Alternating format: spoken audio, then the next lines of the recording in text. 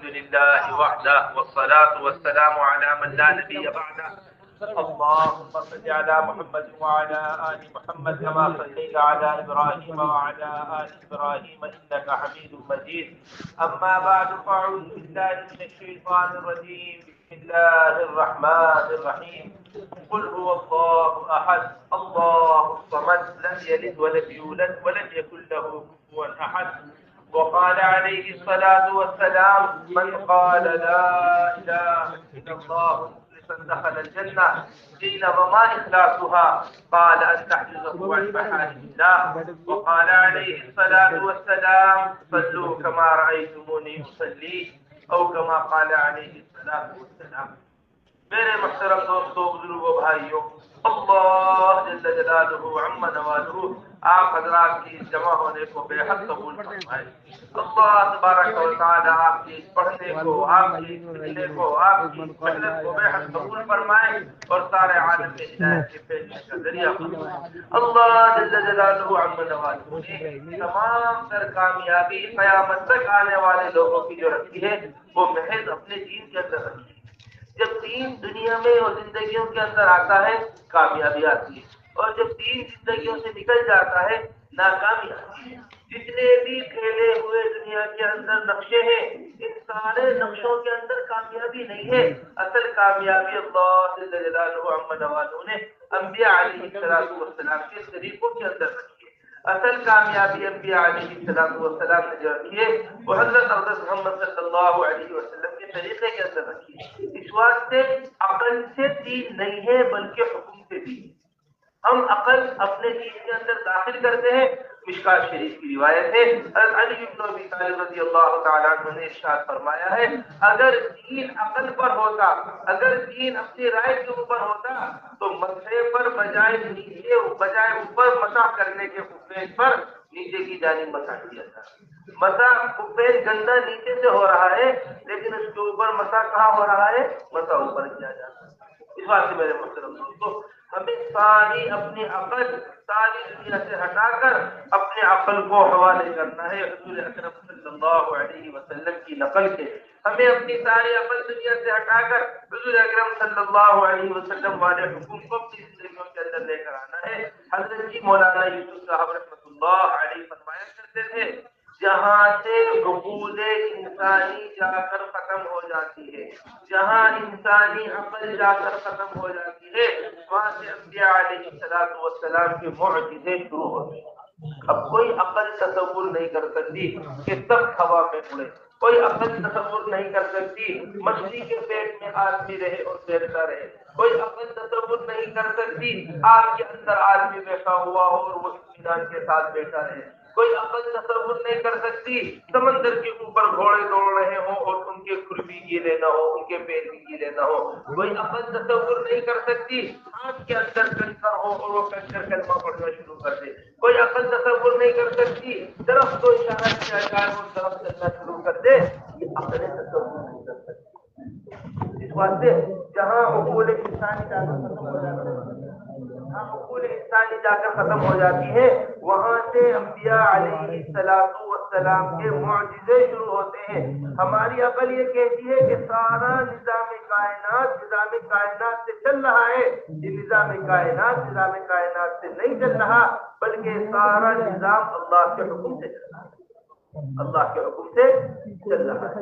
ایک بادشاہ تھا جس کا نام تھا نمرود. یہ کہا کرتا تھا کہ نظام سارا میں چلا رہا ہوں. عقل کا بندہ تھا. اب اپنی عقل ناقص عقل سے اپنی بات کو سمجھانے کے واسطے اس نے کیا کیا، دو قیدیوں کو ایک قیدی کو بلوایا جس کے مرنے کا حکم تھا، اس کو بلوا کر اسے آزاد کر دیا. اور ایک آدمی سڑک پر چلا جا رہا تھا اسے بلوایا اور اسے بلا کر اس نے قتل کر دیا. کہنے لگا دیکھو میں مردے کو زندہ کر دیتا ہوں، زندے کو مردہ کر دیتا ہوں، اس کے مرنے کا حکم تھا اسے میں نے چھوڑ دیا، اور اس کو زندہ کرنے کا، اس کو زندہ سلامتی چل رہا تھا اسے میں نے بلا کر مار دیا. یہ کم میرا کرنے کا ہے. ابراہیم علیہ السلام نے اسے دین سمجھایا اور ابراہیم علیہ السلام نے ایک بہت سی مثال دی. اس نے ابراہیم علیہ السلام نے فرمایا اللہ جل جلالہ عم نوالہ ہر دن سورج کو نکال رہے ہیں مشرق سے اور ہر دن سورج کو لے جا کر ڈبا رہے ہیں مغرب کے اندر. تم صرف ایک دفعہ ایسا کر کے دکھا دو، صرف ایک دفعہ ایسا کر کے دکھا دو کہ مغرب سے سورج نکلے اور مشرق میں جا کر ڈوب جائے. ایک دن ایسا سورج کو نکالنا اور ڈبانا تو بہت دور کی بات ہے. سورج کی رفتار کو ساری دنیا مل کر بھی ایک لمحے کے واسطے آگے پیچھے نہیں کر سکتی. سارا سورج اللہ تبارک و تعالیٰ کے حکم کا محتاج ہے. چاند اللہ تبارک و تعالیٰ کے حکم کا محتاج ہے. چاند اپنی منزلیں پار کر رہا ہے, ہر دن اپنی منزل پار کرتا ہے. والشمس تجری لمستقر لها ذلك تقدير العزيز العليم والقمر قدرناها منازل حتى عاد كالعرجون القديم. یہ اللہ تبارک و تعالیٰ سارا کا سارا نظام نکالتے ہیں, سارا کا سارا نظام چلا رہے ہیں. ان چیزوں کو جن کو آپ پڑھ رہے ہیں, جس سائنسدانی کو جس کو آپ پڑھ رہے ہیں, جتنا چاند اور سورج کو آپ لوگ پڑھ رہے ہیں, جتنا ستاروں کے فوائد کو آپ حضرات پڑھ رہے ہیں, جتنا پھیلے ہوئے کائنات کو آپ حضرات پڑھ رہے ہیں, ان سے دو راستے نکل کر سامنے آتے ہیں. ایک وہ راستہ جو اس زمانے کے سائنسداں بتاتے ہیں, وہ ایک وہ راستہ جو اس زمانے کے پڑھے لکھے لوگ بتاتے ہیں, وہ ایک وہ راستہ جو اس زمانے کے بڑے لوگ کا کیا کہنا چاہیے گمراہ لوگ بتاتے ہیں, ایک وہ راستہ جو ابراہیم علیہ السلام. دو راستے ہمارے ساتھ. ابراہیم علیہ السلام بتا رہے ہیں, ابراہیم علیہ السلام نے ستارے کو دیکھا, ستارے کو دیکھ کر کہنے لگے ہاذا ربی, یہ میرا رب ہے. تھوڑی دیر میں ستارہ غائب ہو گیا. اب اس سے بڑی شکل نکل کر سامنے چاند نکل کر سامنے آیا. جب یہ سائنس کہتی ہے کہ چاند چھوٹا ہے ستارے بڑے ہیں, لیکن دیکھنے میں چاند کیا لگتا ہے, چاند بڑا لگتا ہے.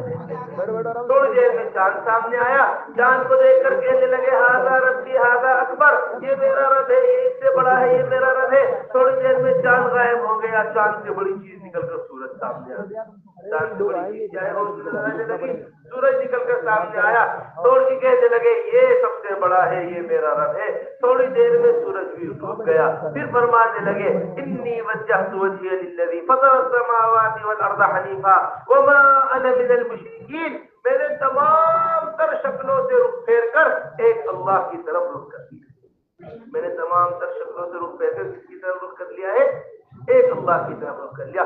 حضرت فرماتے تھے, مولانا یوسف صاحب رحمۃ اللہ علیہ بیان کے اندر یہ فرما رہے کہ ہزاروں سال پہلے ابراہیم علیہ السلام ستارے کا انکار کر کر آگے بڑھ گئے, لیکن آج کا مسلمان ستارے کے اوپر ہی اٹکا ہوا ہے. آج کا مسلمان کس کے اوپر اٹکا ہوا ہے, وہ ستارے کو دیکھ کر چل رہا ہے کہ جی ستارہ بتا رہا ہے کل کو بارش ہونے والی ہے, ستارہ بتا رہا ہے کل کو ایسا موسم ہونے والا ہے, ستارہ بتا رہا ہے کل کو فلاں کام ہونے والا ہے, ستارہ بتا رہا ہے کل کو فلاں کام ہونے والا ہے. کچھ نہیں کسی کو معلوم کہ بارش کب ہونے والی ہے. 5 چیزیں ایسی اللہ نے قرآن کے اندر بیان کی ہے کہ انبیاء علیہ السلام کو بھی ان 5 چیزوں کا علم نہیں ہے اللہ کے علاوہ. بارش کب ہوگی, قیامت کب قائم ہوگی, کل کیا ہونے والا ہے, کس کی موت کس جگہ پر آئے گی, یہ اللہ کے علاوہ کسی کو نہیں. آج وہ کیا کہہ رہے ہیں کہ ہم جانتے ہیں کہ کیا ہونے والا ہے کل کو, ہم جانتے ہیں آگے کیا چیز پیش آنے والی. ایسی مشینیں ہمارے پاس ہیں جو بتا سکتی ہیں کہ پیٹ کے اندر کیا ہے, بچہ ہے یا لڑکا ہے. نہیں میرا مطلب تو اللہ جل جلالہ عم نوالہ کو علم غیب ہے, وہ علم غیب کے پاس ہے. حضرت علی رضی اللہ تعالیٰ عنہ کے بارے میں بڑے مزے کا واقعہ حیات الصحابہ کے اندر لکھا ہوا ہے. حضرت علی رضی اللہ تعالیٰ عنہ لشکر تیار کر رہے ہیں, لشکر تیار کر اللہ کے راستے میں نکلنے کی تیاری ہو رہی لشکر کی. اتنے میں ایک نجومی آیا, نجومی آ کر کہنے لگا اے علی یہ وقت آپ کے نکلنے کا نہیں ہے, میں نے علم میں نجوم دیکھا ہے, میرے ستاروں کا علم دیکھا ہے. ستاروں کا علم یہ بتا رہا ہے کہ اگر آپ اس وقت نکل کر چلے گئے تو آپ کو بڑا نقصان اٹھانا پڑے گا. فرمانے لگے کہ اگر میرے نکلنے کا ارادہ بھی نہ ہوتا پھر بھی تیری یہ بات سن کر میں ضرور نکلتا اللہ کے راستے. اب تو میں ہر حال میں کیا کروں گا, ہر حال میں نکلوں گا, کیونکہ اللہ کے رسول صلی اللہ علیہ وسلم نے انکار فرمایا ہے اس بات سے کہ کوئی بتائے خبر کی کل کی کیا پیش آنے والی ہے. اس کا اللہ کے رسول صلی اللہ علیہ وسلم نے انکار فرمایا. حیات الصحابہ میں اس واقعے کو نقل کیا گیا. تو میرے محترم دوستو, جتنا ایک عام آدمی, ہمارے حضرت فرما رہے تھے یہ کہنا طلبہ تھے کہ جتنا ایک عام آدمی اللہ کی توحید کو بولتا ہے, جتنا ایک عام آدمی اللہ کی توحید کو بولتا ہے, اس سے کہیں زیادہ آپ حضرات کو اللہ کی بڑائی بولنے کی ضرورت ہے. دیکھیے جو تعلیم حاصل آپ حضرات کر رہے ہیں وہی ایک اللہ کے نہ ماننے والا بھی تعلیم حاصل کر رہا ہے، اور علامہ اقبال نے ان دونوں کے درمیان فرق بتایا۔ کافر کی یہ پہچان ہے کہ آفاق میں گم، کافر کی یہ پہچان ہے کہ آفاق میں گم، اور مومن کی یہ پہچان ہے کہ گم اس میں ہے آفاق۔ مومن کی کیا پہچان ہے؟ گم اس میں ہے آفاق۔ اب کافر کو دیکھیے آپ، اللہ کا نہ ماننے والا ستاروں کو دیکھتا ہے، ستاروں ہی میں کھو کر رہ جاتا ہے، چاند کو دیکھتا ہے، چاند ہی میں کھو کر رہ جاتا ہے، کسی اور چیز کو دیکھتا ہے، اسی چیز کے اندر کھو کر رہ جاتا ہے، جبکہ سارا آفاق ایک مومن کے اندر کھویا ہوا ہے۔ جب تک ایک اللہ اللہ کہنے والا، جب تک ایک اللہ اللہ کہنے والا اس کارخانے کے اندر زندہ رہے گا، جب تک ایک اللہ اللہ کہنے والا اس زمین کے اندر زندہ رہے گا، اللہ اس نظام کو چلاتے رہیں گے۔ سورج اپنے وقت پر نکلتا رہے گا، چاند اپنے وقت پر ظاہر ہوتا رہے گا، دریا بہتے رہیں گے، سمندر اسی طرح ٹھہرے رہیں گے، آسمان اپنی جگہ اسی جگہ رکا رہے گا، اور جب ایک اللہ اللہ کہنے والا بھی موجود نہیں رہے گا، اللہ تبارک و تعالی اس تمام کارخانے کو ختم کر دے۔ تو بتائیے کہ ایک ایمان والے سے کارخانہ چل رہا ہے، ایک اللہ اللہ کہنے والے سے ایک کارخانہ چل رہا ہے، یہ کارخانہ کسی کے بتانے سے کسی اور چیز سے نہیں چلتا۔ اس واسطے ہر چیز کو پھیرنا چاہیے اللہ تبارک و تعالی کی طرف۔ صحابی آئے حضور اکرم صلی اللہ علیہ وسلم کے پاس آ کر کہنے لگے، یا رسول اللہ اونٹوں میں خارش پھیل گئی ہے، اونٹوں میں بیماری پھیل گئی ہے، اونٹوں کے اندر بیماری آ گئی ہے۔ اللہ کے رسول صلی اللہ علیہ وسلم نے بطور امتحان پوچھا، ارے کیسے آ گئی اونٹوں میں بیماری، کیا وجہ؟ یا رسول اللہ ایک اونٹ کو بیماری ہوئی تھی، اسی اونٹ سے سارے اونٹوں میں بیماری پھیلتی چلی گئی ہے، اسی اونٹ سے سارے اونٹوں میں بیماری آتی چلی گئی ہے۔ فرمایا حضور اکرم صلی اللہ علیہ وسلم نے اس پہلے اونٹ کو کہاں سے آئی تھی بیماری؟ اور صحابی فرمانے لگے اللہ کے حکم سے آئی تھی۔ فرمایا اسی طرح سارے اونٹوں کو جو بیماری آئی ہے وہ اللہ کے حکم سے آئی ہے۔ ہمارا عقیدہ ہے یہ مستقل طور پر کہ بیماری سے بیماری نہیں پھیلتی، بیماری تو اللہ کے حکم سے پھیلتی ہے۔ حضرت مولانا صاحب رحمۃ اللہ علیہ فرمایا کرتے تھے، بیماری مخلوق ہے، موت مخلوق ہے، مخلوق مخلوق کو نقصان نہیں پہنچاتی جب تک خالق کا حکم درمیان میں داخل نہ ہو۔ یہ سبھی بیمار ہو جائے، آدمی بڑی سے بڑی بیماری آ جائے، یہ بیماری اسے نقصان نہیں پہنچائے گی جب تک خالق کا حکم یعنی اللہ کا حکم درمیان میں داخل نہیں ہو جائے گا، کوئی بیماری انسان کو نقصان نہیں پہنچا۔ لیکن یہ بات یہ جب سمجھ میں آئے گی جب ہم عقل سے ہٹ کر حکم کے اوپر آ جائیں گے۔ ہم نے بڑی اہم بات آپ کے سامنے رکھی، ہر زمانے کے انتہا پر انبیاء علیہ السلام ایسے معجزے لے کر آتے ہیں، ایسے معجزے لے کر آتے ہیں کہ انسان اسے تصور نہیں کرتا۔ عیسیٰ علیہ السلام کے زمانے میں بتایا جاتا ہے سائنس کا بڑا زور چلا کرتا تھا، طرح طرح کی چیزیں ایجاد کی جایا کرتی تھی، طرح طرح کی چیزیں وجود میں آیا کرتی تھی، جہاں جا کر کی چپ ختم ہو جاتی ہے، جہاں جا کر سارے سائنسدانوں کی سائنسدانی ختم ہو جاتی ہے، جہاں کوئی عدلیہ کام نہیں کرتی ہے، وہ معجزہ عیسیٰ علیہ السلام لے کر آئے ہیں۔ مردے کو حکم کیا کرتے تھے، تم باذن اللہ اللہ کے حکم سے کھڑے ہو جاؤ، یہ خدا کے حکم سے کھڑا ہو جائے۔ جہاں نفس نے چھوڑ دیا تھا، جہاں ساتھ چھوڑ دیا، ساتھ میں ساتھ چھوڑ دیا، سارے ڈاکٹر ہاتھ کھڑے کرتے تھے نہیں، اب اس کی روز پرواز کر چکی ہے، اب اس کا سسٹم ہمارے، اب ہم اس کے اندر جو پلٹ کو واپس نہیں لے کے آتے۔ سمجھ رہے ہیں نا؟ کوئی دوا نہیں بنی جو مردے کو زندہ کر کے کھڑا ہو، اور اللہ کے حکم سے عیسیٰ علیہ السلام مردے کو زندہ کر کر کھڑا۔ ہمارے حضرت فرما رہے تھے سائنس کی شروعات عیسیٰ علیہ السلام کے زمانے میں ہوئی تھی، جبکہ عیسیٰ علیہ السلام موجود تھے۔ سائنس کا پورا عروج جو ہوگا، انتہا کو پہنچے گا، وہ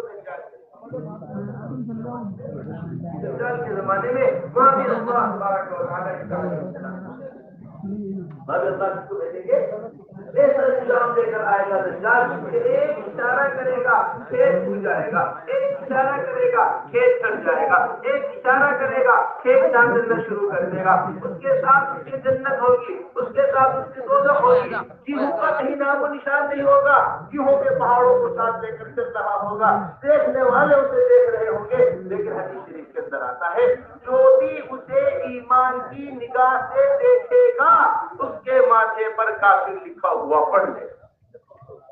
ہمارے بچے فرماتے کہ جتنے باطل آلات اس زمانے کے اندر چل رہے ہیں، جتنی باطل کوششیں اس زمانے کے اندر چل رہی رہی ہے، جتنی باقی چیزیں اس زمانے کے اندر چل رہی ہیں، اگر اسے ایمان والا آج بھی دیکھتا ہے ایمان کی نظر سے تو اس کو کافر لکھا ہوا مل جاتا ہے۔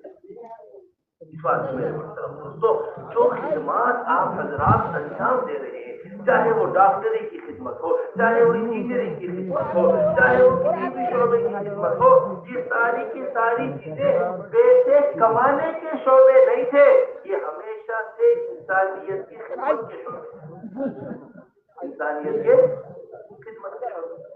ایک آدمی وکالت پڑھ رہا ہے، وکالت خدمت کے لیے تھی، ایک آدمی ڈاکٹری پڑھ رہا ہے، ڈاکٹری خدمت کے لیے تھی۔ جب اس میں خدمت کا جذبہ ہوا کرتا تھا، اللہ ضرورتوں کو الہام کیا کرتے تھے، امراض کا انکشاف کیا کرتے تھے۔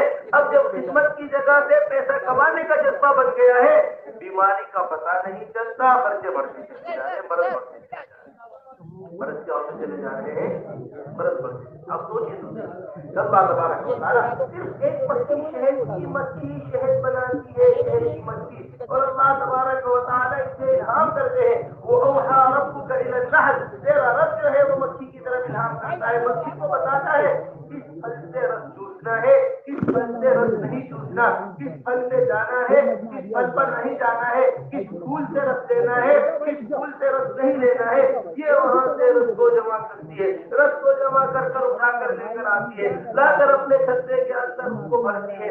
اس کا ایک پورا نظام بتایا جاتا ہے، ہر آنے والا پرندہ، ہر آنے والی شہد کی مکھی کو باقاعدہ شہد کی مکھیاں چیک کرتی ہے کہ صحیح چیز لے کر آ رہی ہے، غلط چیز لے کر آ رہی ہے، اگر صحیح چیز لے کر آ رہی ہے اسے چھتے میں داخل ہونے دیتے ہیں، اگر کوئی غلط پھول سے رس چوس کر رہی ہے اسے چھتے میں داخل نہیں ہونے دیتے۔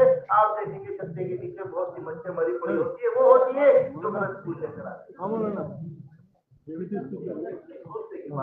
حیرت کی بات ہے کہ ایک شہد کی مکھی کو اللہ انعام کر رہے ہیں، کیونکہ یہ نفع کی چیز لوگوں کے واسطے مہیا کر رہی ہے، تو اللہ تبارک و تعالیٰ انعام کر رہے ہیں۔ پھر ایک انسان جو انسان کی خدمت کے واسطے کسی خیر کے کام میں اپنے آپ کو لگاتا ہے، اللہ اس کے اوپر کتنی ضرورتوں کو الہام کرے اور کتنے امراض کو اس کے اوپر انکشاف ہوگا، کتنے امراض کھل کر اس کے سامنے ہیں۔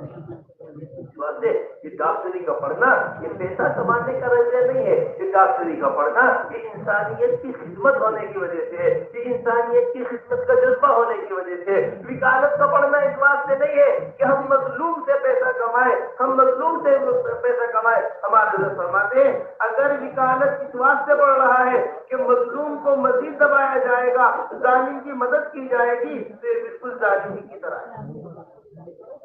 ایک ظالم آدمی نے زمین قبضہ لی، وکیل صاحب آ کر کہہ رہے ہیں کہ آپ کی 50 لاکھ روپے کی زمین قبضہ گئی ہے، آپ ایسا کریے 25 لاکھ روپے مجھے دے دیجیے، 25 لاکھ روپے کی میرے زمین کو چھڑوا دوں گا، 10 لاکھ روپے مجھے دے دیجیے، 10 لاکھ روپے میں زمین کو چھڑوا دوں گا، 5 لاکھ روپے مجھے دے دیجیے، 5 لاکھ روپے میں بات کر کے زمین کو چھڑوا دوں گا۔ ہمارے مسلمان وہ 40 لاکھ کا ظالم ہے، یہ 10 لاکھ کا ظالم ہے، دونوں ہی ظالم ہے۔ ہماری معاشرہ، ہمارے رہن سہن، ہمارا کاروبار، ہماری وکالت، ہماری ڈاکٹری، یہ سارے وہ شعبے ہیں جن سے اسلام کا تعارف ہوتا ہے، جس میں اسے اسلام کو پہچانا جاتا ہے، جس سے اسلام کو تعارف کرایا جاتا ہے، یہ سارے وہ شعبے سارے کیا ہے؟ یہ ہماری عدالت حضور اکرم صلی اللہ علیہ وسلم نے ارشاد فرمایا تم میں سے بعض لوگ آتے ہیں اور آ کر چرب زبان، جیسے اس زمانے کے اندر ایک وکیل ہے بڑا اچھا بولتا ہے، یہ وکیل ہے اس کے اندر سیٹنگ بنی ہوئی ہے، یہ وکیل ہے اس کے اندر تعلقات قائم ہے، یہ وکیل ہے اس سے ہم کام کرائیں گے، ہماری زمین ہو یا نہ ہو، ہمارا حق ہو یا نہ ہو، یہ اچھا بول کر اچھا کر کر ہمیں ہمارا یہ زمین دلا دے گا، پناہ دلا دے گا۔ اللہ کے رسول صلی اللہ علیہ وسلم نے ارشاد فرمایا تم میں سے بعض لوگ آتے ہیں چرب زبانی سے کام لیتے ہیں، تیز بولنے سے کام لیتے ہیں، بات کو اس طرح روڑ روڑ کے پیش کرتے ہیں، کسی دوسرے کا حق مجھ سے لے کر چلے جاتے ہیں، یاد رکھیں اس بات کو، وہ میرے سے جہنم کا ٹکڑا لے کر جاتے ہیں۔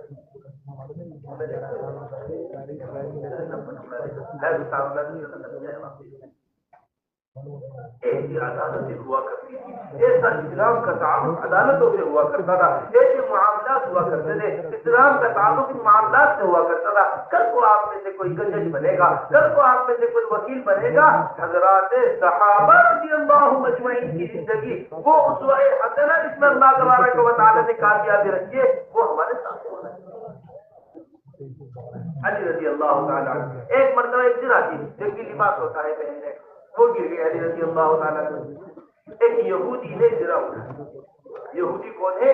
غیر المغضوب علیہم ولا الضالین میں یہودی آتے ہیں، گمراہ ترین قوموں میں سے ہے۔ اللہ کے رسول نے فرمایا راستے سے گزر رہے ہو راستے تنگ کر دو، ایسے ہوئی آ جاتی ہے ساری دنیا میں۔ علی رضی اللہ تعالیٰ نے دیکھا اس کے پاس زرا ہے، فرمایا یہ زرا میری ہے، اس نے کہا نہیں یہ زرا تو میری ہے، فرمایا نہیں یہ زرا میری ہے، چلو مسئلے کو لے کر عدالت کے اندر چلتے ہیں۔ امیر المومنین مسلمانوں کے امیر علی بن ابی طالب رضی اللہ تعالیٰ نے جن جج کو متعین کیا گیا ہے قاضی شرح، وہ علی رضی اللہ تعالیٰ کی متعین کردہ جج ہے۔ جیسے ہی عدالت کے اندر داخل ہوئے قاضی شرح اپنی جگہ سے اٹھ گئے، اٹھ کر اپنی کرسی کے اوپر علی بن ابی طالب رضی اللہ تعالیٰ عنہ کو بٹھایا۔ حضرت علی رضی اللہ تعالیٰ عنہ سے پوچھا بتائیے کیا حکم ہے امیر المومنین، کیسے آنا ہوا ہے آپ کا امیر المومنین؟ سارا منظر یہودی اپنی نگاہ سے دیکھ رہا ہے اور جانتا بھی ہے کہ ایک جرا میری جرا نہیں ہے، علی کی جرا نہیں، سارا منظر دیکھ رہا ہے اپنے آپ۔ فرمانے لگے دیکھو بھائی بات ایسی ہے، اس نے ہماری زرا لے لی ہے، اس سے دیے کہ ہماری زرا ہمیں واپس کر دے۔ امیر المومنین زرا اس کے پاس ہے، گواہ کے پاس ہونے چاہیے، گواہ کس کے پاس ہونے چاہیے؟ بتائیے کون گواہی دے گا کہ یہ زرا آپ ہے؟ فرمایا میرے دونوں بچوں کو پتا ہے، حضرات حسنین گواہی دیں گے۔ سیدہ شباب اہل الجنہ الحسن والحسین، جنت کے جوانوں کے سردار ہیں حضرات حسنین، پر ایک زرا کے بارے میں نعوذ باللہ جھوٹ بولیں گے؟ فرمایا نہیں امیر المومنین یہ نظام نہیں ہے، باپ کے حق میں بیٹے کی گواہی قبول نہیں ہوتی، باپ کے حق میں بیٹے کی گواہی قبول نہیں ہوتی۔ ہم جھوٹے گواہ کھڑے کر کے اپنا کام بنوا لے، کس کو منع کر رہے؟ باپ کے حق میں بیٹے کی گواہی قبول نہیں ہوتی۔ اچھا بھی ایسا کرو میرا کمبر غلام ہے وہ گواہی دے گا، اسے بھی پتا ہے کہ یہ زرا میری ہے، اور میں نہیں امیر المومنین آقا کے حق میں غلام کی گواہی قبول نہیں ہوتی، آپ نہیں تو غلام اور کوئی گواہ دے کر آئے نہیں، میرے پاس یہی چیز گواہ ہے نہیں امیر المومنین، پھر تو ہمارا فیصلہ یہ ہے کہ زرا یہودی کے پاس رہے گی، آپ کے پاس واپس نہیں جائے۔ سارا منظر یہودی نے دیکھا اور دیکھتے ہی کہنے لگا اشہد ان لا الہ الا اللہ واشہد ان محمد رسول اللہ، میں گواہی دیتا ہوں کہ اللہ کے علاوہ یہ ہے اسلامی نظام، یہ ہے اسلامی نظام، یہ اسلامی نظام، یہ اسلامی چیزیں ہماری عدالتوں کے اندر نظر آتی ہیں۔ حضرت مولانا ایک کتاب ہے مشائخ کہانی کا، اس میں نقل ہے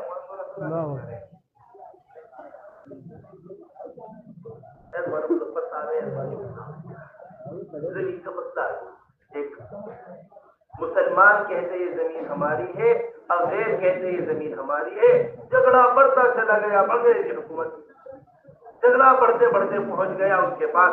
اب جو غیر پہنچے وہاں پہنچے، انہوں نے پوچھا بھائی گواہ بتاؤ کون ہو گئے اس زمین کے اوپر، گواہ بتاؤ کون ہو گئے اس زمین کے اوپر۔ فرمانے لگے، انہوں نے کہا گئے جا کر یہ مولانا مظفر صاحب شاید سے بظاہر یہ خاندان مولانا مظفر صاحب سے فرمایا کہ یہ گواہی دیں گے کہ یہ زمین کی خیر آپ کی کہہ رہے ہیں کہ کون گواہی دے گا؟ کہ مولانا مظفر گواہی دے گا۔ ایک طرف مسلمانوں کا مسئلہ، ایک طرف کس کا مسئلہ؟ مولانا ہے۔ مولانا تشریف آ کر فرمایا ہاں یہ زمین مسلمانوں کی نہیں ہے، یہ مسئلے یہ زمین تو اسی لوگوں کی ہے جو لوگ زمین کا دعویٰ کرتے ہیں۔ چلیے فیصلہ کیا، زمین تو تم لوگ جیت گئے لیکن مولانا اسلام مولانا کیا جیت گئے؟ ایسے انصاف ہوا کرتا کس کے اندر؟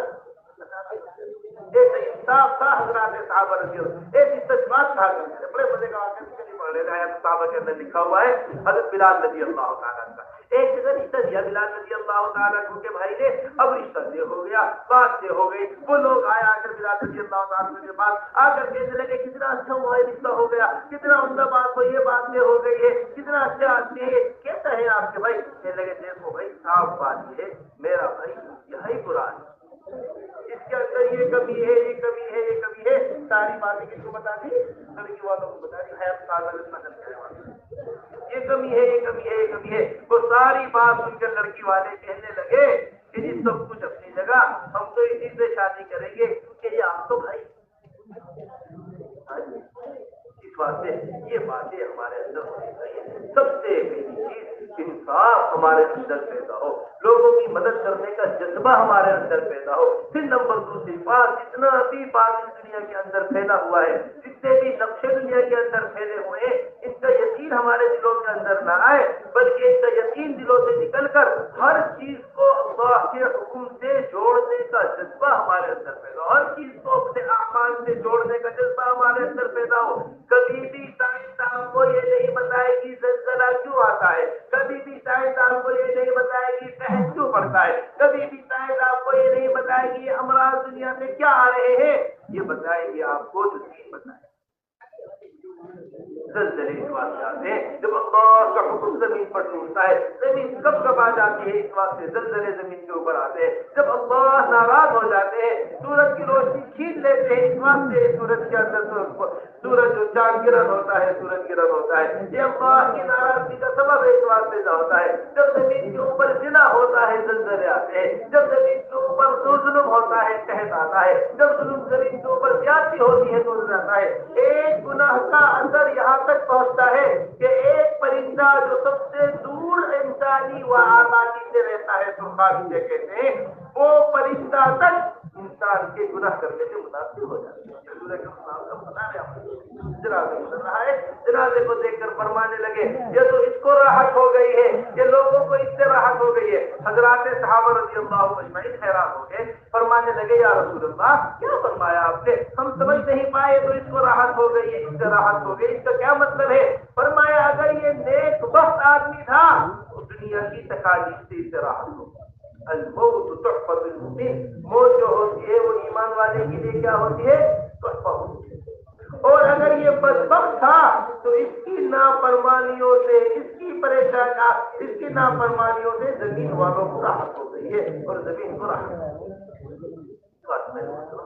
اس بات کو اس طریقے سے جہاں ایک اللہ کے نہ ماننے والے کی کامیابی کی انتہا ہوتی ہے، وہاں سے ایک اللہ کے ماننے والے کی کامیابی کی ابتدا ہوتی ہے۔ کی کامیابی کیا ہوتی ہے؟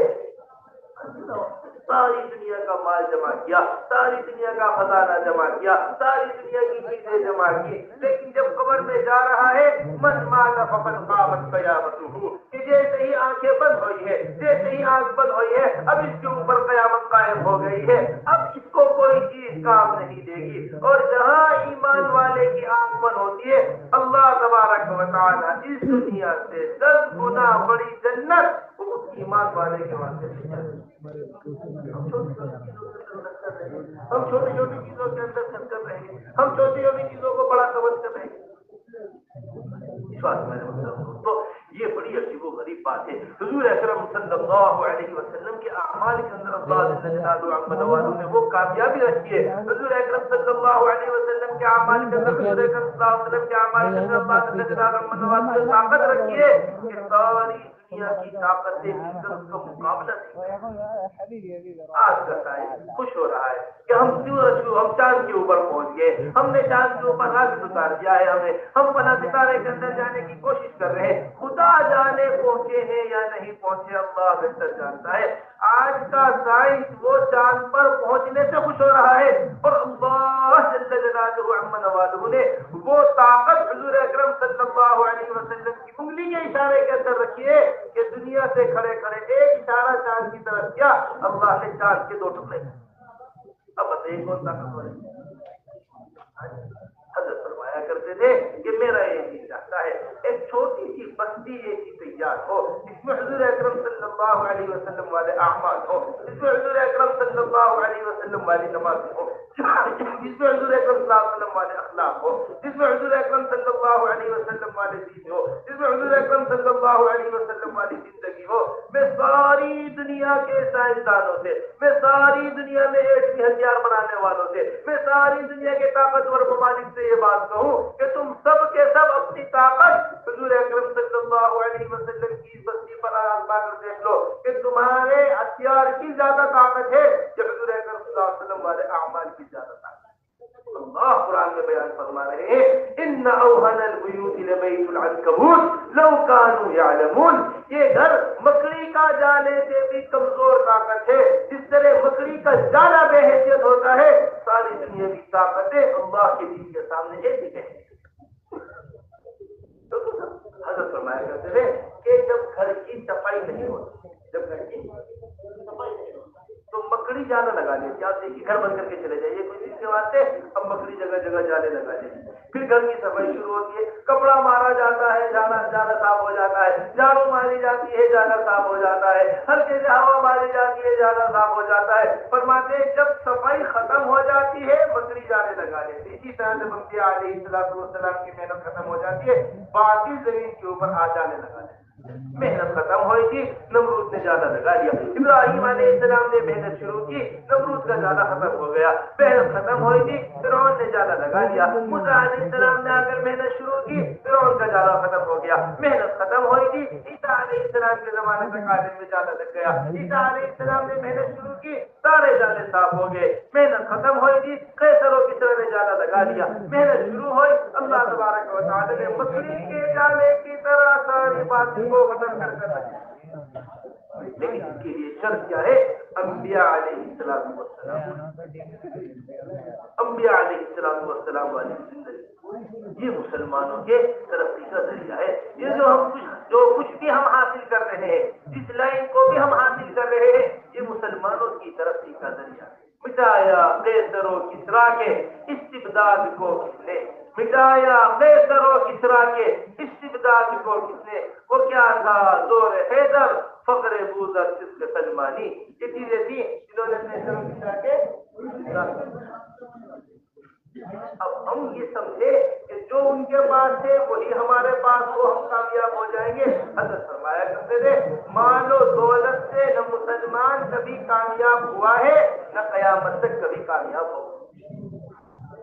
نہیں, ہماری عادت عالی ہونی چاہیے, ہم باطل کا مقابلہ کریں گے. ہماری عادت صلاحیت ہونی چاہیے, ہم باطل کا مقابلہ کریں گے. ہمارے پاس فلاں چیز ہونی چاہیے, سب کچھ ہمارے پاس ہو, اگر دین ہمارے پاس نہیں ہے ہم کسی چیز کو نہ مقابلہ کر سکتے نہ اپنی بات سمجھا. یہ بس کی بات. یہ تھا فقر بوذر. حضرت ابو ذر غفاری کا تقویٰ, حضرت ابو ذر غفاری کا کی مبارک زندگی, صدق سلمانی, حضرت سلمان فارسی کی سچائی, علی بن ابی طالب رضی اللہ تعالیٰ عنہ کا دور, انہوں نے اسلام کو سکھایا تھا, انہوں نے اسلام کا تعارف کرایا تھا, انہوں نے اسلام کو پہچانا. بس میرے محترم دوستو, ان باتوں کو ذرا اچھی طریقے سے سمجھیے. بڑی زبردست بات حیات الصحابہ میں حضرت نے نقل کی ہے. ایک مرتبہ کا واقعہ ہے, عبد الرحمن بن عوف رضی اللہ تعالیٰ عنہ کو عمر بن خطاب رضی اللہ تعالیٰ نے بلوایا. عمر بن خطاب رضی اللہ تعالیٰ کا آدمی گیا بلانے کے واسطے عبد الرحمن بن عوف کو. جیسے عبد الرحمن بن عوف گھر کے قریب آئے, عمر بن خطاب رضی اللہ تعالیٰ کے اندر سے رونے کی اور چیخنے کے واسطے عمر رضی اللہ تعالیٰ بے قرار ہو کر رو رہے ہیں. عمر بن خطاب رضی اللہ تعالیٰ کوئی بہت بڑا حادثہ پیش آ گیا ہے, کوئی بہت بڑی بات پیش آ گئی ہے, کوئی بہت بڑی بات پیش آئی ہے. جلدی سے اندر داخل ہوئے, دونوں مونوں کے اوپر ہاتھ رکھا عبد الرحمن بن عوف نے عمر بن خطاب کا, اور کہنے لگے امیر المؤمنین صبر کیجیے, امیر المؤمنین غم مت کیجیے, امیر المؤمنین پریشان مت ہوئیے. جو بھی پریشانی آئی ہے, جو بھی صدمہ آیا ہے, اللہ تبارک و تعالیٰ آپ کو صبر دے گا, آپ ہمت رکھیے. فرمانے لگے اے عبد الرحمن, میں کیسے صبر کروں اور میں کیسے ہمت رکھوں؟ تم دیکھ لیں نہیں مسلمانوں کے پاس کتنا مانا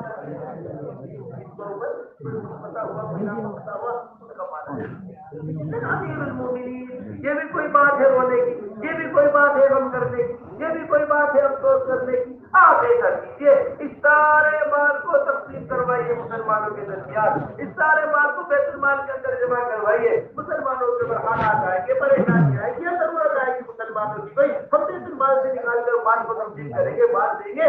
یہ تو شکر کرنے کا وقت ہے, شکر کرنے کا, یہ غم کرنے کا وقت نہیں. فرمایا اے عبد الرحمن, جس قوم کے بیت المال میں یہ مال داخل ہوا ہے, اللہ نے اس قوم کو کبھی کامیابی دی. اس قوم کو کیا دی تھی؟ حضرت مولانا بڑی تفصیل کے ساتھ اس پورے واقعے کو بیان. فرمانے لگے کہ جنگ قادسیہ ہوئی تھی. جنگ قادسیہ کے اندر کتنا فتح ہوا تھا. جنگ قادسیہ کے اندر اس کا مال آیا, اتنی بڑی تعداد میں مال آیا مدینہ منورہ, اتنی بڑی تعداد میں کہ پوری مسجد کسرا کے خزانے سے بھر گئی. حضرت جلیل بجلی رحمۃ اللہ علیہ کے بارے میں آتا ہے کہ وہ ایک صندوق کی تلاش میں سارے لوگ اس طرح کے سامان کو اٹھا رہے, سارے لوگ اس طرح کی چیزوں کو جمع کر رہے, سارا مال جمع کیا جا رہا ہے. اور ایک چھوٹی سی صندوق کی تلاش کرتے کرتے, یہ ہیرو کے بڑے تاجر تھے, ہیرو کے بارے میں خوب اچھی طریقے سے جانتے تھے. انہیں تلاش کرتے کرتے وہ ہیرے سے بھری ہوئی صندوق کی قسم کے کپڑے پھٹے ہوئے, پورا کپڑا جسم کے اوپر پہنے ہوئے نہیں ہے. حضرت جلیل بجلی کھانے پینے کا کوئی انتظام نہیں ہے, خستہ حال ہے اس ممالی اعتبار سے, اور اس صندوق کو اپنے ہاتھ میں اٹھایا ہوا ہے اور لے کر چل رہے ہیں اور اس صندوق سے بات چیت کرتے ہوئے جا رہے ہیں. اے صندوق جی, اگر مجھے اللہ کا خوف نہ ہوتا تو تیرے ملنے کا دنیا میں کسی کو علم نہ ہوتا. اگر مجھے کیا ہوتا یہ سنت کے لوگ رجال صدقوا ما عاهدوا الله عليه فمنهم من قضى نحبه ومنهم من ينتظر. اللہ نے بڑے بڑے وعدوں کو پورا کیا ہے, جن کے حوالے اللہ تبارک و تعالیٰ نے سارے عالم سے نظام کیا ہے. آج ہم یہ سوچتے ہیں کہ حکومتیں ہمارے ہاتھ میں آ جائیں ہم یہ کریں گے, ہمارے ہاتھ میں نظام عالم آ جائے ہم یہ کریں گے, ہمارے ہاتھ میں فلاں چیز آیا ہے ہم یہ کریں گے. ارے جو کچھ ہمارے ہاتھ میں ہم اس میں کچھ نہیں کر پا رہے, پھر باقی چیزوں میں کہاں کچھ کرتے. حضرت فرمایا کرتے تھے جتنی دین پر چلنے کی اللہ نے مسلمان کو طاقت دی ہے, جب تک مسلمان اس دین پر نہیں چلے گا جس پر ابھی مسلمان کی استطاعت اور قدرت نہیں ہے چلنے کی, اللہ کبھی بھی اس پر اس کی مدد نہیں کرے. اللہ کبھی بھی اس پر اس کی مدد نہیں کرے. عمر بن خطاب رضی اللہ تعالی عنہ, عبد الرحمن بن عوف رضی اللہ تعالی عنہ, ان دونوں نے ساری رات پہرا دیا مسجد نبوی کا. سورج نکلا جب صبح کو اور اس خزانے کے اوپر سورج کی شعاعیں پڑی, کہنے لگے امیر المومنین سچے لوگ تھے جنہوں نے ان کے ساتھ کیا. اگر یہ سچے نہ ہوتے تو یہ مال کبھی مدینہ منورہ سچے نہ ہوتے جنہوں نے کیا کیا. بس میرے مطلب سمجھیے اصل کامیابی ان سارے نقوش کے حاصل کرنے میں نہیں ہے. اصل کامیابی جو ہے وہ حضور اکرم صلی اللہ علیہ وسلم کے بتائے ہوئے راستوں کے اندر ہے. اس بات حضرت مولانا یوسف صاحب رحمۃ اللہ علیہ فرمایا کرتے تھے سارا علم جو ہے وہ قبر کے 3 سوال. سارا علم کیا ہے؟ قبر کے 3 سوالوں کا جاننا سارا علم ہے. حضور اکرم صلی اللہ علیہ وسلم کی 23 سالہ مبارک زندگی علم ہے, اللہ کے رسول کی باتیں علم ہے, اس کے علاوہ سب کچھ فن ہے. حاصل کرنے کا, حاصل نہ کرنے سے کوئی نقصان نہیں, حاصل کرنے سے کوئی فائدہ نہیں. اگر دین زندگیوں کے اندر نہیں ہے تو بات کہتے ہیں قبر کے 3 سوال. من رب کا, تمہارا رب کون ہے؟ رب کا جاننا اللہ جل جلالہ, کیا احکامات ہیں ان کا جاننا دین ہے. من نبیوں کا, تمہاری جانب کسے نبی بنا کر بھیجا گیا ہے. ما دینوں کا, تمہارا دین کیا ہے. یہ ہے اصل علم, یہ ہے اصل علم. اور آپ دیکھیے شاید دنیا میں آج تک کوئی ایسا مہربان ممتحن ہو جس نے اپنے پرچے کو حاصل ہو. اسکول کے امتحان ہوتے ہیں نا, کالج کے امتحان ہوتے ہیں, دیکھیے کیسی محنت کرنی پڑتی ہے. کہیں سے پرچے کا کوئی امتحان مل جائے ہمیں کتنی فکر کرنی پڑتی ہے, کتنی کوششیں کرنی پڑتی ہیں, ایسے امتحان کی تیاری کرنی پڑتی ہے. فلاں کا پرچہ تیار ہو کر آیا ہے, کوئی سوال مشکل آ جائے آدمی پریشان ہو جاتا ہے, پرچوں کو چھپا کر رکھا جاتا ہے, سوال کو چھپا کر رکھا جاتا ہے. کیسی رحیم ذات ہے اللہ جل جلالہ عظمت والو کی, جس سے سب سے اہم ترین مشکل ترین جو سوال ہوتے زندگی کے, اگر کوئی سوال ہوتے اسی کو آپ پوری زندگی میں فرمایا کرتے تھے یہ دنیا کی زندگی جو ہے یہ چائے کی کیتلی کی طرح ہے. کیسی ہے؟ چائے کی کیتلی ہمارے گھروں میں ہوتی ہے, ہر گھر کے اندر. چائے کی کیتلی کے اندر پانی بھرو گے پانی نکلے گا, دودھ بھرو گے دودھ نکلے گا. ایسا نہیں ہو سکتا بھرا دودھ تھا نکلنا چائے شروع ہو جائے, پانی نکلنا شروع ہو جائے, بھرے پانی اور دودھ نکلنا شروع ہو جائے. فرمایا کرتے تھے کہ بالکل اسی طرح دنیا کی زندگی ہے. یہاں رہ کر جو ہم اپنے دلوں کے اندر بھریں گے قبر کے اندر وہی چیزیں چلیں گی. قبر کے اندر کوئی چیزیں چلیں گی. معلومات پر زبان نہیں چلے گی, یقین کے اوپر زبان چلے گی. اگر یقین ہے اللہ کے اوپر، اگر یقین ہے اللہ کے رسول کے اوپر، اگر یقین ہے دین کو سیکھا ہے، دین کو سمجھا ہے تو ہی بتا پائے گا، اگر نہیں ہے تو محض معلومات کے اوپر کوئی کامیابی نہیں ملے اس کے اوپر ایسا یقین حضرات صحابہ رضی اللہ اجمعین نے بنایا۔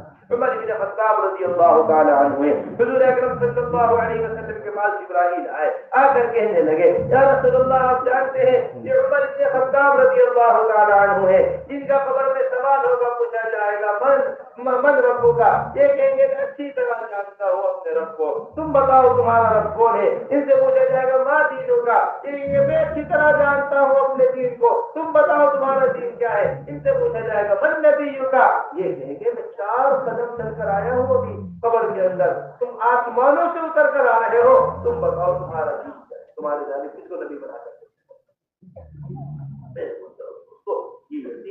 حضرات اب سب سے پہلی چیز یہ ہے کہ ہماری زندگیوں کے اندر حضور اکرم صلی اللہ علیہ وسلم والا طریقہ آنا چاہیے۔ جس ماحول میں آپ رہ رہے ہیں، جن اسکولوں کے اندر آپ پڑھ رہے ہیں، جن کالجوں کے اندر آپ پڑھ رہے ہیں، یہاں سب سے زیادہ اہتمام ہونا چاہیے سنتوں کے زندہ کرنے، جتنا سنتوں کے زندہ کرنے کا موقع اللہ نے آپ کو دیا ہے اور جو اس کے اوپر ملنے والا اجر اللہ تبارک و تعالی نے آپ کے لیے رکھا ہے وہ اجر مخالف ماحول میں جو سنت پر عمل کرنے کا اجر ہے اور مخالف ماحول میں جو سنت کو زندہ کرنے کا اجر ہے وہ موافق ماحول ہے۔ فرمایا کہ جہاں حضور اکرم صلی اللہ علیہ وسلم کی سنتوں کو بتایا جاتا ہے وہاں جو آدمی سنت کو زندہ کرتا ہے تو شہیدوں کا اجر اس کا شہید ہوا ہے، تو شہیدوں کا اجر حدیث سے بڑے مزے کی بات یہ فرمایا ہے کہ شہید ایک مرتبہ شہید ہوتا ہے اسے اجر ملتا ہے، جو اس مخالف ماحول میں سنت کو زندہ کر رہا ہے اسے بار بار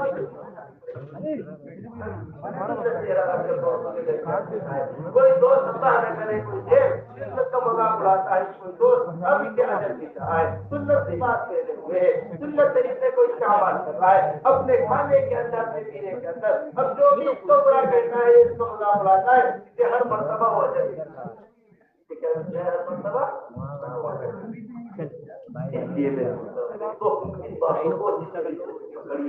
باتوں کو یہ مت سوچیے ابھی ہمارے پڑھنے کے دن ہیں، ابھی ہمارے رہنے کے دن نہیں۔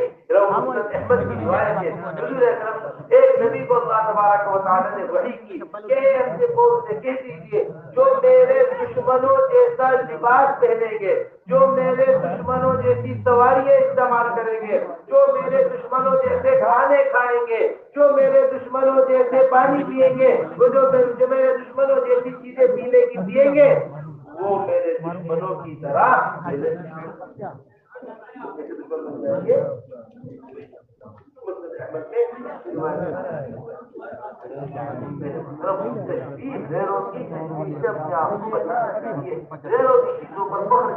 آپ کو بتانا چاہیے سنتوں کی عظمت ہمارے دلوں کے اندر ہونی چاہیے۔ حضرت فرمایا کرتے تھے حضور اکرم صلی اللہ علیہ وسلم کی سواری اونٹ سنت ہے، حضور اکرم صلی اللہ علیہ وسلم کی سواری اونٹ سنت ہے۔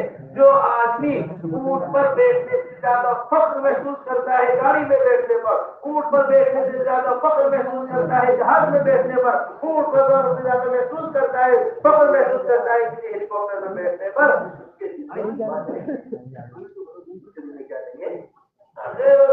نئی نئی ایجاد کردہ سواریوں کے مقابلے میں حضور اکرم صلی اللہ علیہ وسلم کی سواری پر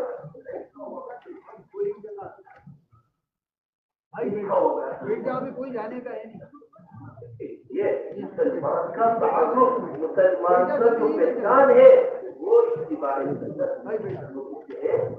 مسلمان جسے دیکھ کر اللہ یاد آ جایا کرتے تھے، وہ مسلمان جسے دیکھ کر اس کا روب سزا صرف ضرورت مسیرت کا شاہری کو شہرین، 1 مہینے کے فاصلے پر یا 2 مہینے کے فاصلے پر وہ دشمن ہو وہ مسلمان کے روب سے ڈر جایا کرتا تھا۔ ایسا روب اللہ نے سنتوں کے اندر رکھا تھا جیسا کسی شیر کا روب۔ یہ اتر کے آ جائیں گے جنگل میں. آپ دیکھیے کوئی باہر نہیں نکلے گا, کوئی باہر نہیں جائے گا, کوئی باہر نہیں نکل پائے گا. ہم نے غیروں کی خواہشات میں اپنے آپ کو پھنسا کر جنگل کے شیر سے اپنے آپ کو پجرے کا شیر بنا. آپ چلے جاؤ پجرے گھر میں, پجرے کے اندر شیر بنے, کوئی بچہ اٹھا کر پتھر مار رہا ہے, کوئی کھڑا ہوا دیکھ رہا ہے, دھاڑ رہا ہے, چیخ رہا ہے.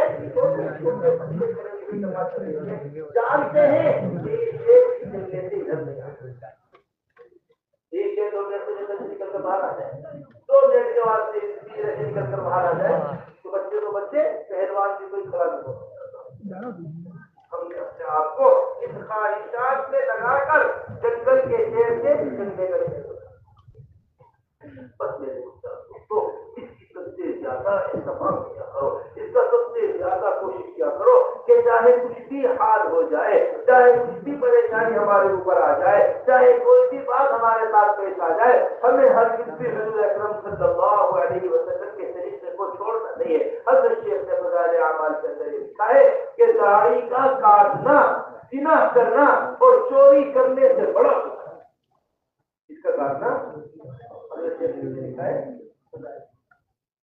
وجہ کیا ہے کہ گناہ آدمی کر رہا ہے 10 منٹ, زنا کا گناہ 10 منٹ تک ملتا رہے گا. چوری آدمی کر رہا ہے 20-25 منٹ لگے, اتنی دیر کا گناہ اتنے ملے گا, یہ توبہ سیدھا کر لے گا, ختم کوئی بات. لیکن جو آدمی داڑھی کاٹے ہوئے ہے اسے اپنی داڑھی کاٹنے کا گناہ نماز پڑھتے ہوئے ملتا ہے. کعبے کا پردہ ہاتھ میں کھڑا ہو کر دعا مانگ رہا ہے, اسے گناہ مل رہا ہے. نمازیں پڑھ رہا ہے, اسے گناہ مل رہا ہے. صدقے دے رہا ہے, اسے گناہ مل رہا ہے. زکات دے رہا ہے, اسے گناہ مل رہا ہے. روزے رکھا ہوا ہے, اسے گناہ مل رہا ہے. ایسا بڑا گناہ ہے, ایسا بڑا گناہ جیسا پنکھا چلتا ہے, لائٹ جل کے میٹر چلتا ہی رہتا ہے, اس کے گناہوں کو میٹر نہیں رک رہا ہے. اسلام کا نام جبکہ یہ بڑے بڑے گناہ ہیں جو ہم نے آپ کو بتایا. اس کا مطلب یہ نہیں کہ گناہ چھوٹے نہیں, یہ گناہ اپنی جگہ پر وہ بہت بڑے گناہ. اس واسطے میں دل کے اوپر بات کو اچھی طریقے سے لیجیے, اپنی پہچان بنائیے, اسلام کا تعارف کرائیے. اسلام جو کہتا ہے وہ ان ساری چیزوں کی ضرورت ہے. ایک ہوتا ہے اسلام کی بنیاد, بنیت اسلام علی خمس, شہادت ان لا الہ الا اللہ وان محمد رسول اللہ, اقام الصلاۃ, ایتاء الزکاۃ. زکات مسلمان کو دے رہا ہے, غیروں کو پتہ نہیں زکات کے بارے میں, کسی کو اور کو دے دو گے تو زکات ادا بھی نہیں ہوگی آپ کی. نماز مسلمان مسجد کے اندر پڑھ رہا ہے, روزہ مسلمان نے پیٹ کے اندر رکھا ہوا ہے, آپ کو کوئی کھانے کو پیش کرے گا, کوئی چیز پانی پینے کو پیش کرے گا تو پتہ چلے گا آپ کے روزہ ہے. ہر آدمی بیت اللہ میں جا کر رہا ہے. ہمارا نبی فرماتے ہیں جس طرح اسلام اور کفر میں کلمہ لا الہ الا اللہ سے فرق آتا ہے, اسی طرح مسلمان اور کافر میں اتباع سنت سے فرق آتا ہے. مطلب میری جنت کون مسلمان ہے کون نہیں. کہ اللہ بار اللہ نہ کرے کوئی حادثہ پیش آ جائے, اللہ بار اللہ نہ کرے کوئی بات پیش آ جائے, کہیں ٹرین کا حادثہ ہو گیا, کہیں جہاز کا حادثہ ہو گیا, کہیں گاڑی کا حادثہ ہو گیا, یا کوئی بھی اجنبیت کی موت مر گیا ہے. اب وہ مسلمان جسے دیکھ کر اللہ یاد آ جایا کرتے تھے, وہ مسلمان جو سر کے بال سے لے کر پیر کے ناخن تک اتباع سنت میں اس کی پہچان تھی, اس مسلمان کی شرمگاہ کھول کر دیکھنی پڑتی ہے. اسے جلانا ہے, یہ کون اوپر سے لے کے پیچھے تک کچھ پتہ نہیں چلتا ہے. اوپر سے لے کے نیچے تک تو کچھ پتہ نہیں چلتا ہے. اس لیے میرے محترم دوستو ان باتوں کو ضرور کیجیے. حضرات صحابہ رضی اللہ اجمعین اسی بھی ماحول کے اندر ہوا کرتے تھے, ماحول سے کبھی متاثر نہیں ہوا کرتے. بڑے بڑے بادشاہوں کے درباروں میں جایا کرتے تھے, بڑے بڑے لوگوں سے ملاقاتیں ہوا کرتی تھی, بڑے بڑے لوگوں کے ساتھ اٹھنا بیٹھنا ہوا کرتا تھا, کسی سے ذرا برابر متاثر نہیں ہوتا.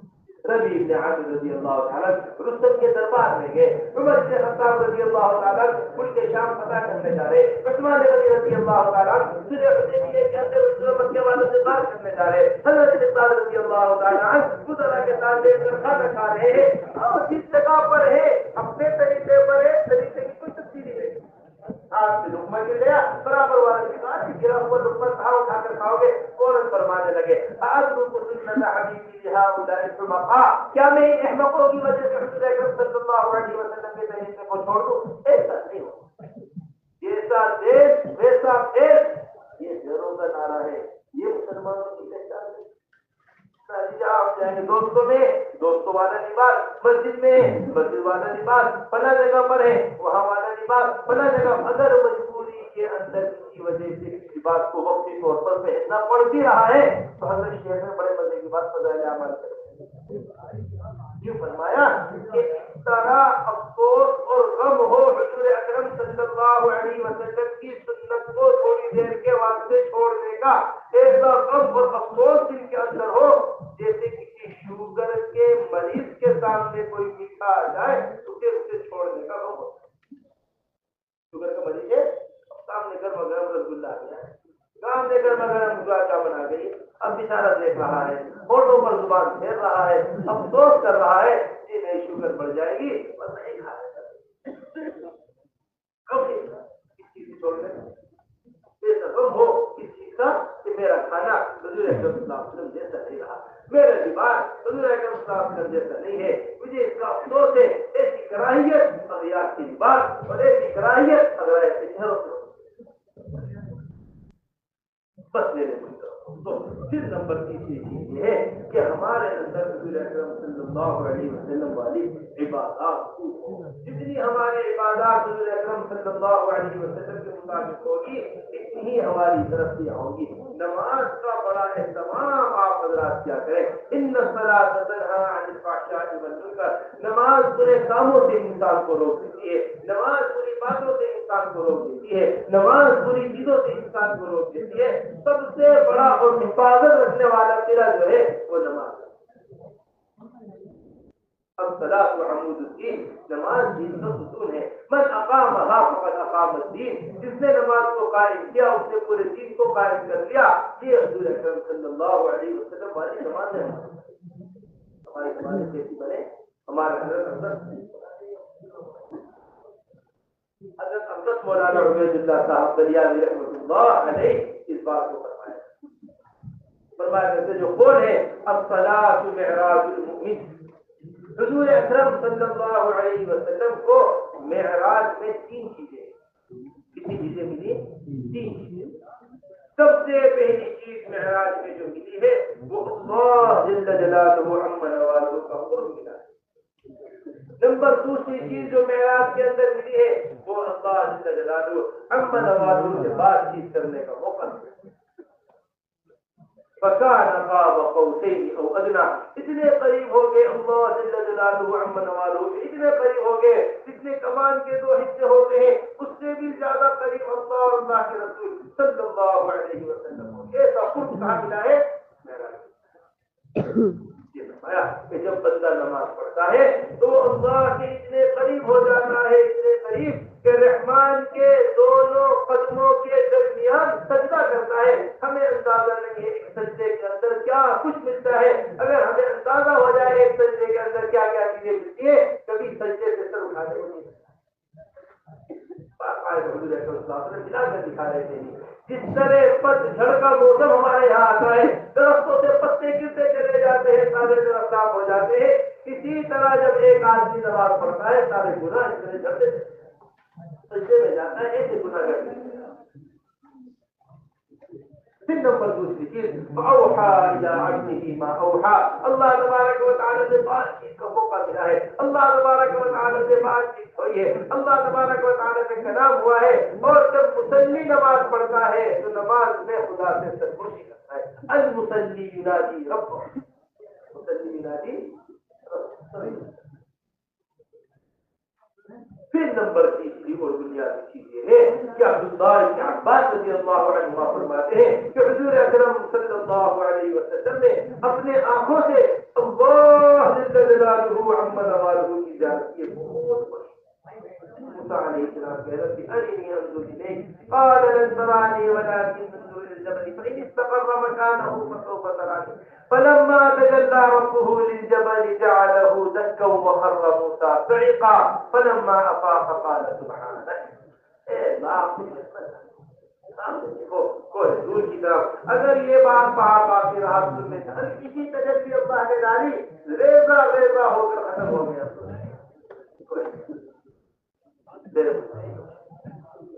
جب بندہ عبادت کرتا ہے تو اس کے اندر صفت احسان پیدا ہو.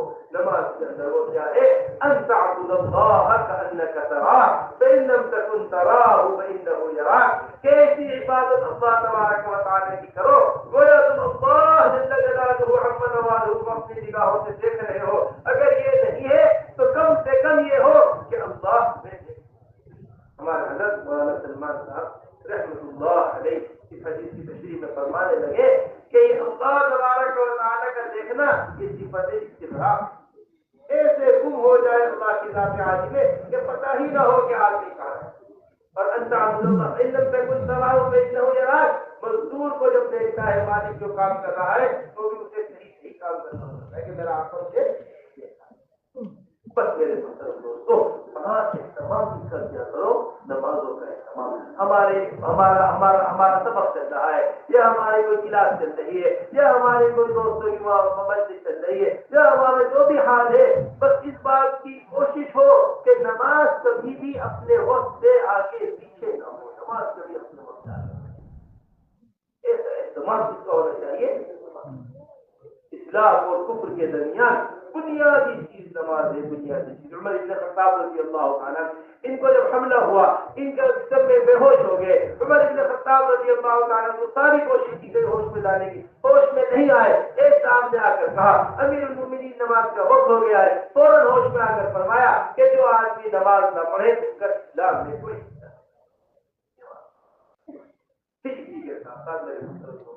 اپنی نماز کو علماء کی مجلس میں جا کر درست کرانے بہت بنیادی بات ہے جو آپ حضرات سے عرض کرنا چاہتے ہیں.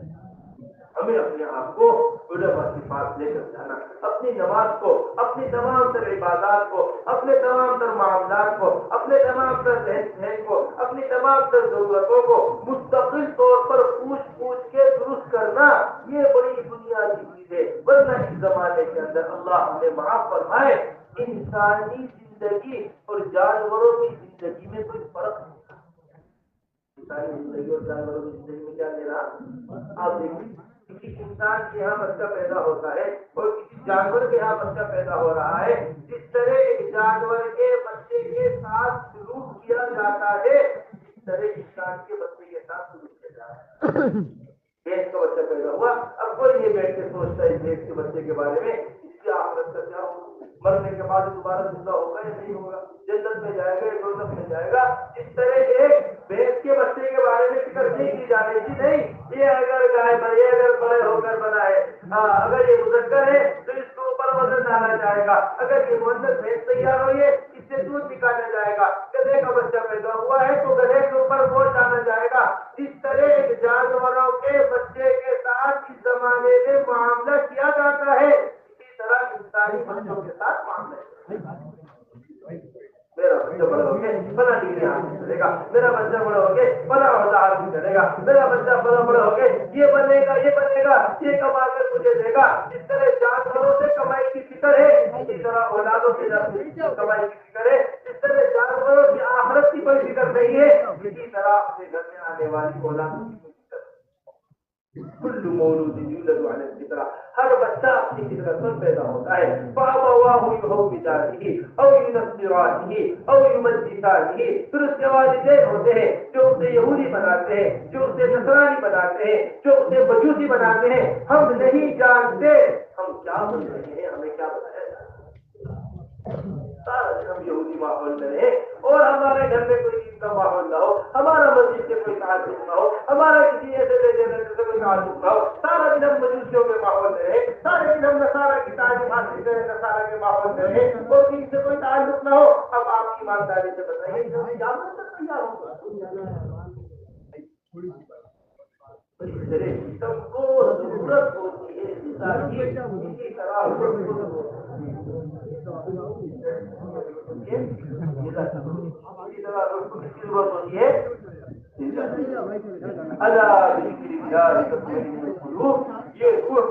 جو ہے وہ اللہ جل جل جلالہ عما نوالہ کا ذکر جو ہے وہ روح کی غذا کیا ہے.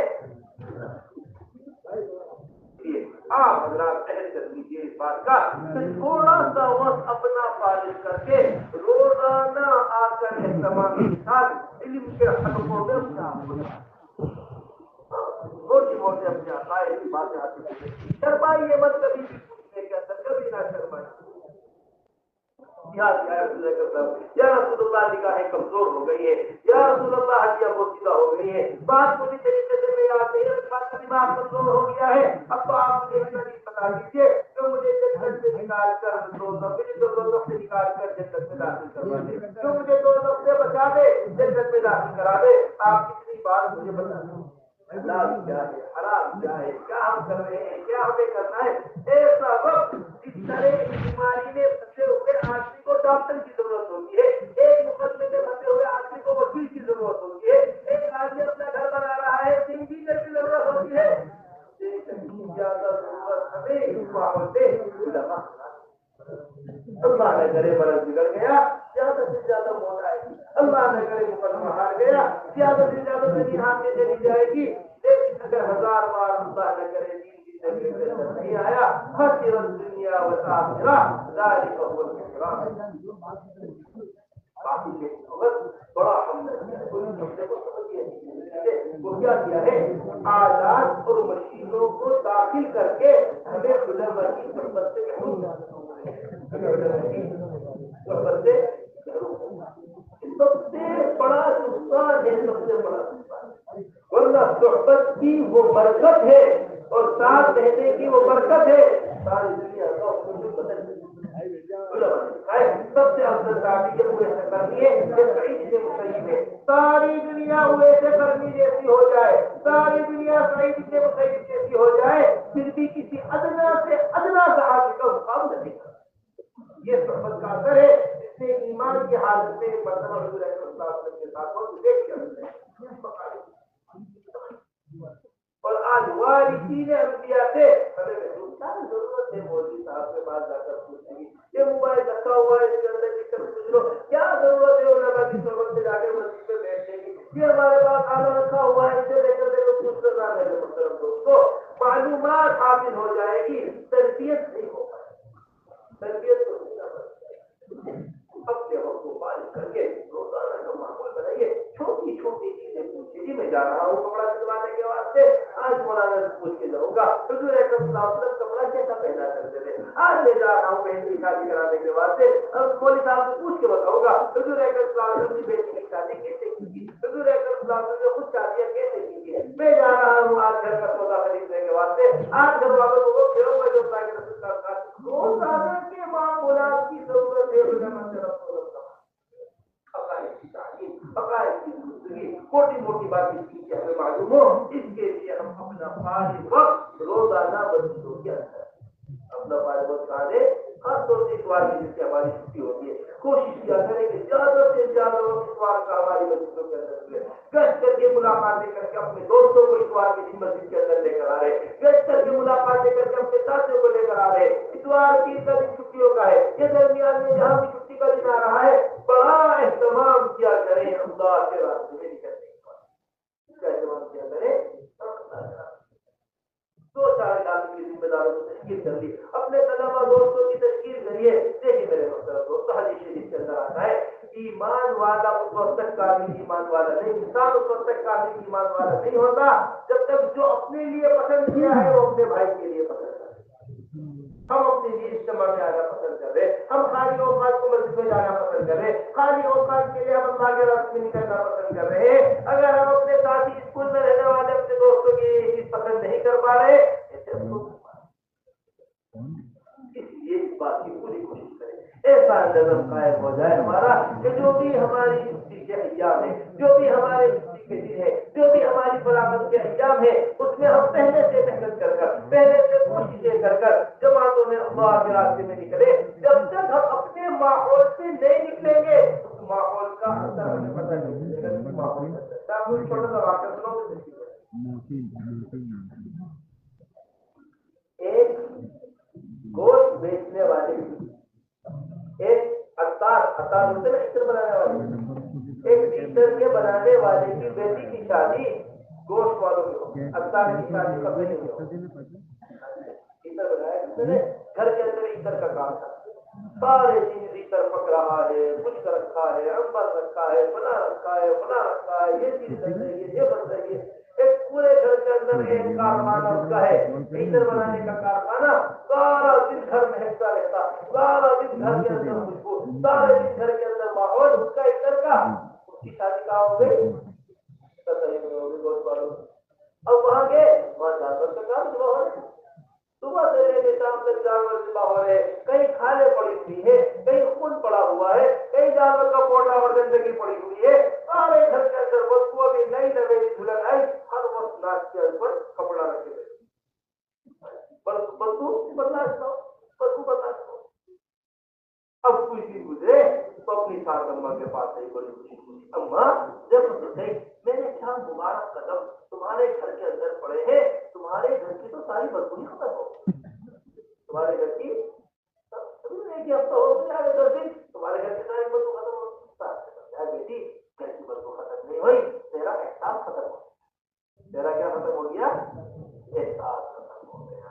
بس میرے محترم سمجھ لو، ہم اس ماحول کے اندر مستقل طور پر رہ رہے ہیں، اس میں ماحول کے اچھے برے ہونے کا احساس ہمارے اندر سے ختم ہو. صبح سے لے کے شام تک اسی زندگی کے اندر اپنے آپ کو گزار رہے ہیں. ہم سمجھ رہے ہیں بڑے مزے کے اندر ہیں، بڑے. جب ایک بیمار کو شفا ملتی ہے، جب ایک اندھیرے میں رہنے والے کو روشنی ملتی ہے، جب ایک پیاسے کو کھانا ملتا ہے تو اسے احساس ہوتا ہے کہ میری بھوک کیسی تھی، میرا پیاس کیسا تھا، میرا اندھیرا کیسا تھا، میری بیماری کیسی تھی. اب مجھے ملی ہے روشنی، اب مجھے ملی ہے شفا، تو اس کا احساس ہوتا ہے. اس لیے ماحول کی تبدیلی یہ بڑی بنیادی. اس لیے میرے محترم دوستو، ہم عزم کریں اس بات کا، اللہ کے راستے میں نکلنے کا. صبح آپ حضرات نے اللہ کے راستے میں نکلنے کے سارے فضائل سنے ہیں، اللہ کے راستے میں نکلنے کی اہمیت کو سنا ہے، اللہ کے راستے میں جانے کی ضرورت کو سمجھا ہے. بس کا عزم کر لیجیے کہ ہمارا جتنا بھی فارغ وقت ہے، ہم تو اللہ کے راستے میں نکلنے کا عزم ہوگا. اب کھڑے ہو کر بتائیے، جو ہمارے طلبا حضرات، جو ہمارے ماشاءاللہ اس سال فارغ ہونے والے ہیں، سب سے پہلے پوری ہمت کر کے وہ کھڑے ہو جائے اور کھڑے ہو کے ارادہ کرے کہ انشاءاللہ ہم 4 ماہ اللہ کے راستے میں ماشاءاللہ. واہ جی واہ، واہ جی واہ. کھڑے ہو جائے، سب کھڑے ہو جائے. جتنے اس سال کی خاص طور سے برابر کے وہ لوگ کھڑے ہو جائے اور اس کا نام بھی ارادے کرے. ہر جگہ پہ تشکیل والے کھڑے ہوئے ہیں، جو فرمائے ارادے فرمائے. واہ جی واہ، واہ جی واہ، ماشاءاللہ. ہر سال 4 مہینے، ہر سال 6 مہینے، ہر چھٹی اللہ کے راستے